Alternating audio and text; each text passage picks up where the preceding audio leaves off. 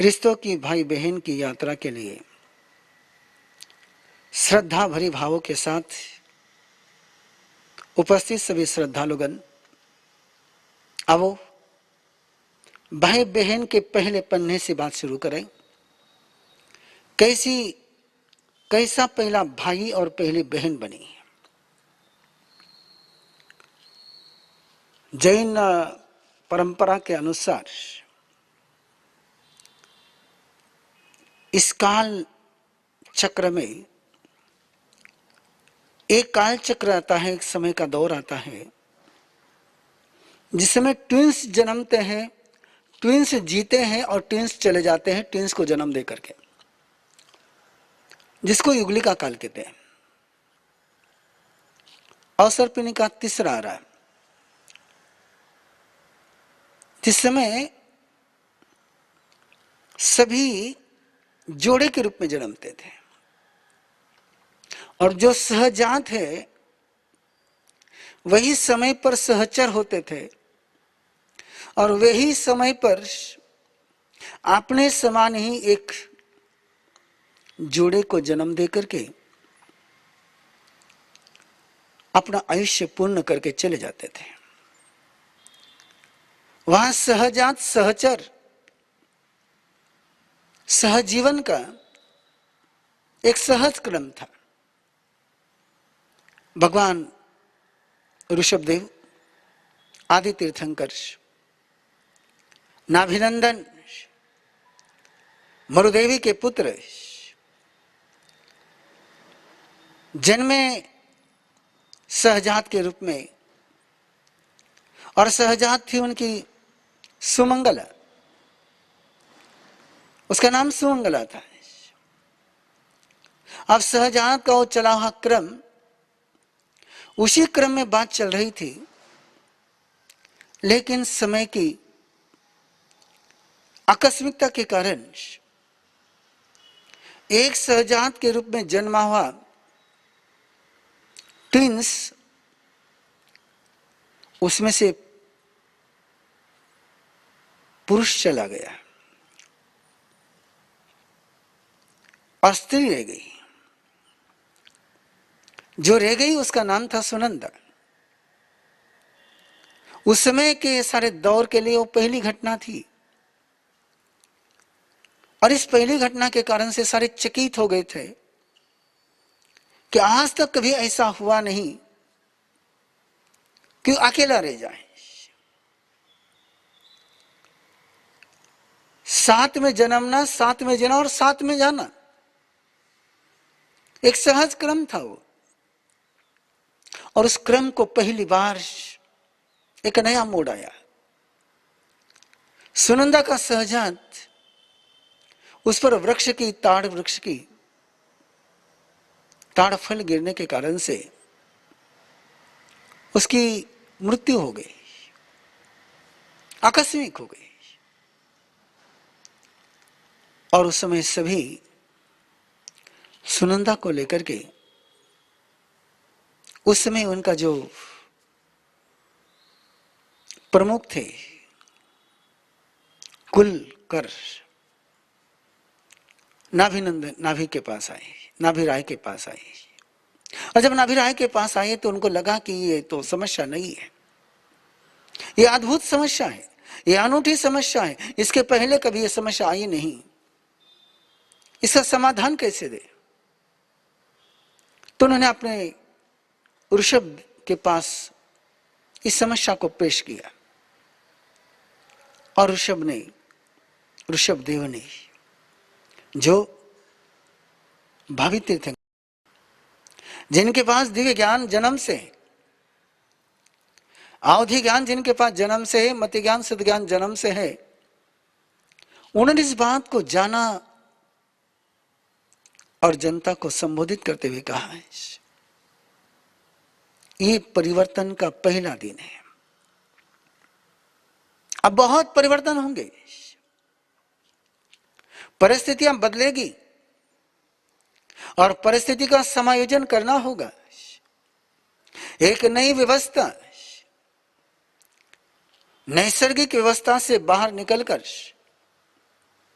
निसर्ग के पोषक, निसर्ग के साथ सुसंवादी एक नई व्यवस्था का निर्माण करना होगा। और उन्होंने सुनंदा के लिए एक प्रस्ताव रखा है कि कोई व्यक्ति इसको स्वीकार कर ले, और सभी ने कहा आप ही स्वीकार करिए। और यहां से एक नई यात्रा शुरू हो गई। जो सहजात नहीं थी वो सहचरिणी बन गई, जो साथ में नहीं जन्मी थी वो सहजीवन की सहचरी बन गई। और ऋषभदेव की दो सहचरणियां हो गई, सुमंगला और सुनंदा। कैसी शुरुआत होती है। सुमंगला से एक ट्विंस का जन्म हुआ जिसका नाम रखा गया भरत और ब्राह्मी। सुनंदा से भी एक जोड़े का जन्म हुआ जिनका नाम रखा गया बाहुबली और सुंदरी। लंबी बात नहीं, बात वहीं तक ले जाने की पहली बहन, पहला भाई, ये रिश्ता कैसे बना, इस रिश्ते की कहानी को कैसे आयाम मिला है, कितना लंबा तप है इसके पीछे, कितना गहरा सोच है इसके पीछे, और कैसे तूफानों से गुजर करके रिश्ता जन्मा है। ताजमहल देखने वाले को पता नहीं होता कि ताजमहल बनने के लिए क्या क्या हुआ है। हिमालय देखने वाले को पता नहीं चलता कि हिमालय के पहले कैसे भूकंप आए होंगे। वैसे जो आज हमें सहज दिखता है वो कैसे निर्माण हुआ, इसकी यात्रा है। और वो यात्रा यदि आपने समझ में आ गई, उस यात्रा का यदि आपने अनुसंधान कर लिया, तो क्यों मैंने कल ये कहा कि भाई बहन का ये रिश्ता शरीर के परे, स्वार्थ के परे, कामना के परे, कषाय के परे, राग द्वेष के परे मनुष्य जीवन की यात्रा शुरू करने का पहला आयाम है। जो शरीर के आधार पर रिश्ता नहीं बनता, जो आवश्यकता के आधार पर नहीं बनता, जो इच्छा पूर्ति के लिए नहीं होता, डे वन से इस रिश्ते की नींव जब रखी गई, इस रिश्ते का बीज जब बोया गया, वो वासना के आधार पर नहीं, वो इच्छा के आधार पर नहीं, वो संयम, तप और उदात्त ध्येय के साथ रखा गया। और उसी पन्ने को आज अपने अंदर जगाना है। उस पहले भाई बहन को अपने अंदर में जीवंत करना है। भरत और ब्राह्मी ये साथ में जन्मे हैं। बाहुबली और सुंदरी ये सहजात है। दोनों एक ही पिता की संतान है। माता दो है, पिता एक है। और युग बदल रहा था, समय बदल रहा था। एक नया रास्ता खोल दिया था ऋषभदेव ने कि आप सहजात सहचर नहीं बनेगा, सहचारिणी और सहचर ये नया होगा। एक अज्ञात व्यक्ति के साथ, एक अननोन व्यक्ति के साथ अपनी भविष्य की यात्रा शुरू करने का जहां से उपक्रम शुरू हुआ उसको कहते विवाह, उसको कहते मंगल परिणय। अनजाने के साथ जानदार रिश्ता बनाना,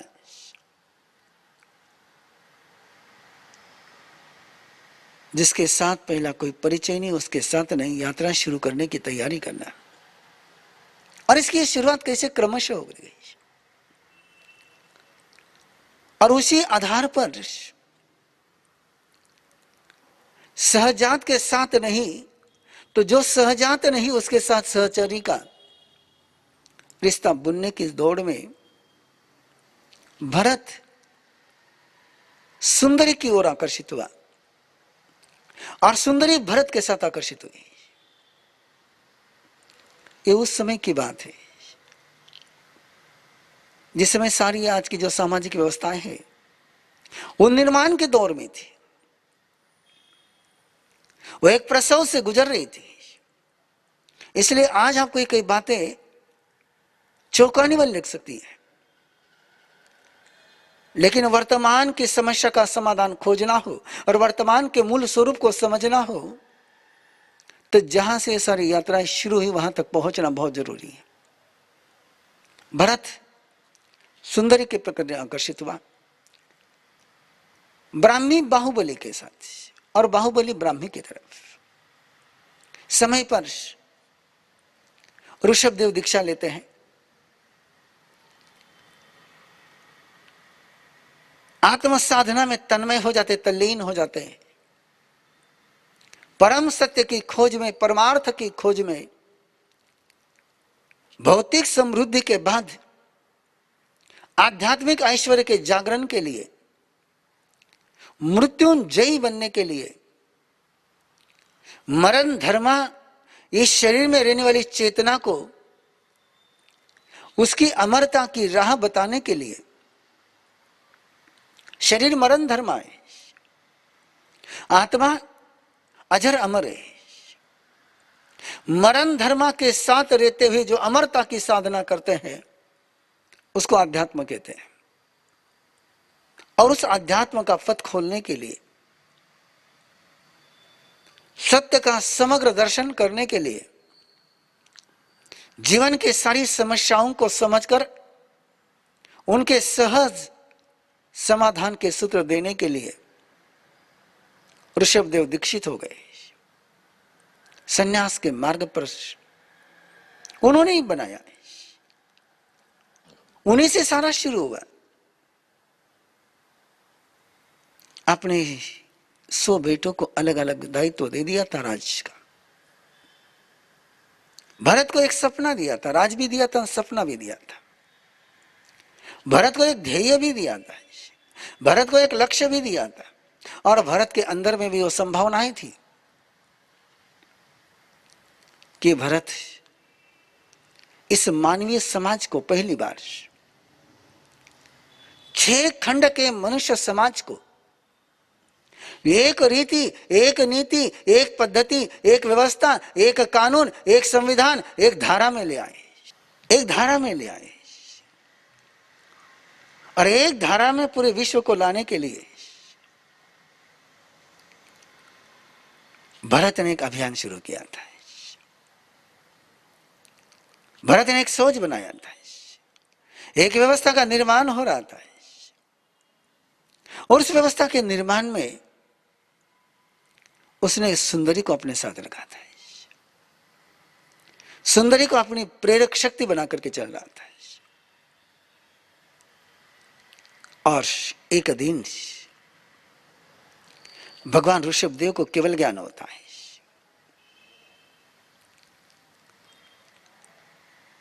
भरत को पुत्र की प्राप्ति होती है। भरत के लक्ष्य पूर्ति के लिए जिस अस्त्र शस्त्र की आवश्यकता थी वो चक्र रत्न उसकी आयुधशाला में निर्माण हो जाता है। तीनों खबर एक साथ है। लेकिन भरत सबसे पहले किसी को बधा करके लेता है, तब परमात्मा के केवल ज्ञान को, परमात्मा के उस आध्यात्म के साम्राज्य को जो सबको चरम से परम तक ले जाए, जो अधम से पावन बना दे, जो सत्ता से सत्य की ओर ले जाए, जो असंयम से संयम की ओर ले जाए। इसलिए भरत राजा अपनी दादी के साथ, अपने पुत्र और परिवार के साथ आदि प्रभु ऋषभदेव के पहली बार लगे हुए उस ऐश्वर्यशाली धर्म सभा समोशर में पहुंचता है। बाहुबली भी साथ में, ब्राह्मी भी साथ में, सुंदरी भी साथ में, मरीजी भी साथ में, बहुत लोग साथ में, पुंडरीक भी है। और परमात्मा ऋषभदेव एक अद्भुत धर्म संघ की, एक अनूठे धर्म व्यवस्था की प्ररूपणा करते हैं।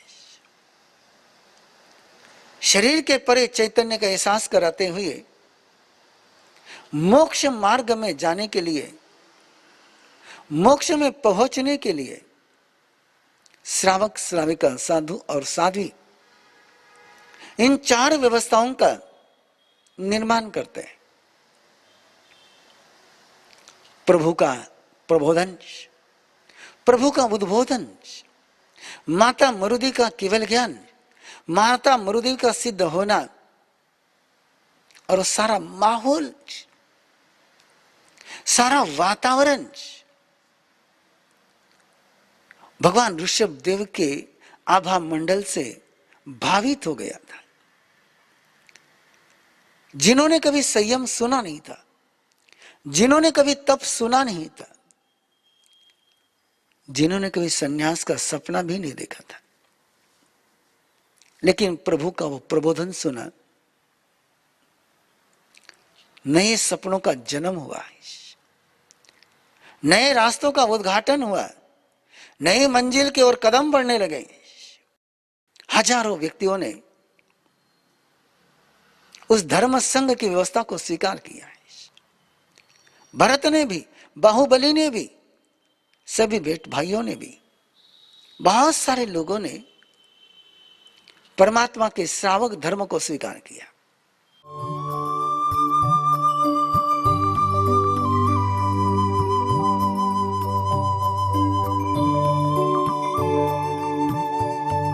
इस कार्यक्रम के पुण्यार्जक हैं श्री दीपचंद जी, श्री सुनील जी, श्री सुजीत जी, श्री सूरज जी पारख, पूना दाल एंड बेसन मिल्स, पुणे।